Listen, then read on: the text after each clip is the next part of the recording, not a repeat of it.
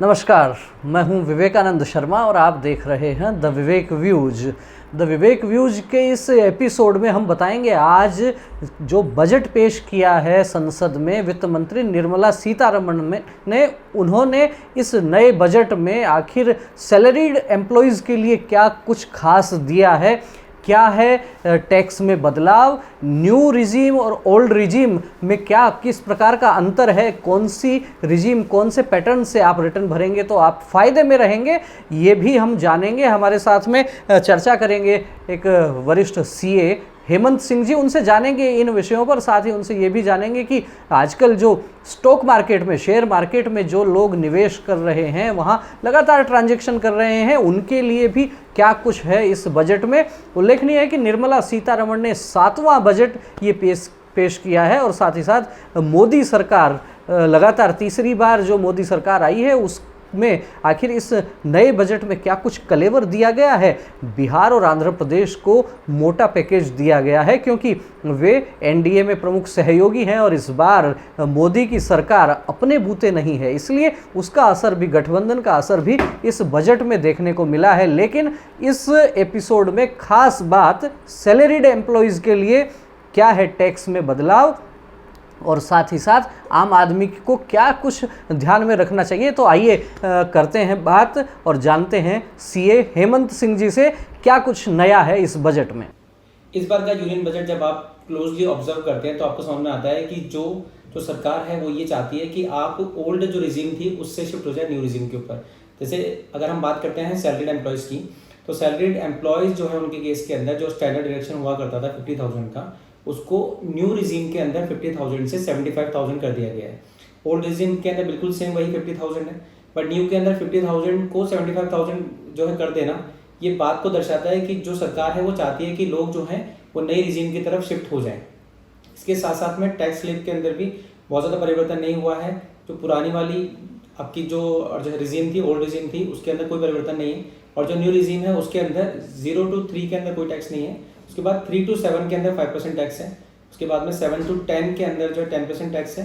फिर 10 to 12 के अंदर 15%। उसके बाद में 12 to 15 के अंदर और जो है 20% टैक्स है। और उसके बाद में जो उसके ऊपर अबव 15 लाख जो है वो आपका 30% टैक्स है। तो ऐसा मतलब इसी से ये बात एकदम क्लियर होती है कि जो सरकार है वो चाह रही है कि आप ओल्ड रिजीम से न्यू रिजीम की तरफ हो ट्रांसफ़र। इस बार के बजट के अंदर एक और बात निकल के आई कि इनकम टैक्स एक्ट 1961 को पूरे तरीके से और जो है एक बार उसकी समीक्षा की जाएगी, रिव्यू किया जाएगा, क्या चेंजेस उसके अंदर करने हैं, किस तरीके से उसको आगे बढ़ाना है, उस बात पे विचार करके एक अच्छे से एनालिसिस करके एक जो आपका रेलिवेंट एक्ट है, एक जो रेलिवेंट प्रोविजंस हैं उनको लेके आए जाएंगे। तो जो आपका टैक्सेशन है उसको सरल किया जाएगा, उसको और ज़्यादा इफेक्टिव किया जाएगा। तो डिक्लेरेशन है डॉक्यूमेंट बेस्ड, उनके ऊपर कम जाएगी जो सरकार है, स्टेट अवे टैक्सेस के ऊपर ज़्यादा ये सरकार जाना चाहती है। इसके अलावा अगर हम देखते हैं कैपिटल गेन, क्योंकि हम देखते हैं यहाँ रिसेंट ईयर्स के अंदर स्टॉक मार्केट के ऊपर लोगों का रुझान थोड़ा सा बड़ा है, तो सरकार ने तय किया है कि हम क्यों ना इससे कमाएं। तो STCG जो है, जो हम बोलते हैं शॉर्ट टर्म कैपिटल गेन, जब आप शेयर्स को 1 साल के अंदर अंदर सेल कर देते हैं तो उससे आपको जो गेन होता है उसको बोलते हैं STCG की रेट स्टेट अवे 15% थी, उसको बढ़ाकर 20% कर दिया गया है। 5% का हाइक यहाँ मिलता है। उसके साथ साथ में LTCG जो था, लॉन्ग टर्म जो कैपिटल गेन था, उसके केस के अंदर जो financial as well as non financial assets थी उनके केस के अंदर जो रेट थी उसको 10% से 12.5% कर दिया गया। तो स्टॉक मार्केट के केस के अंदर 10 से लेके वो हुआ है 12.5, बट अदर जो लॉन्ग टर्म एसेट्स थी उसके केस के अंदर वो रेट और जो है डेफिनेटली कम हुई है। But if we talk about with the perspective of the stock market, तो वहाँ पर आपके जो है 10% की जगह पर 12.5% का आपका रेट आएगा।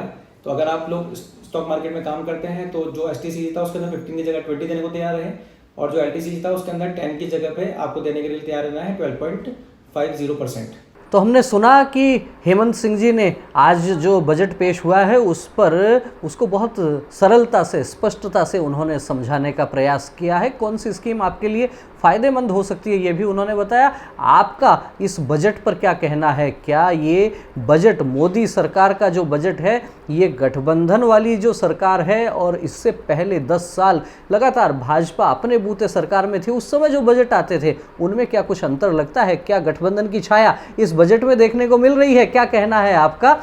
हमें कमेंट करके अवश्य अवगत करवाइए। वीडियो अच्छा लगा हो तो इसे लाइक करें, अधिक से अधिक लोगों तक शेयर करें। फिर मिलेंगे किसी नए विषय के साथ, नए वीडियो के साथ। तब तक आप देखते रहिए द विवेक व्यूज। बहुत बहुत धन्यवाद, नमस्कार।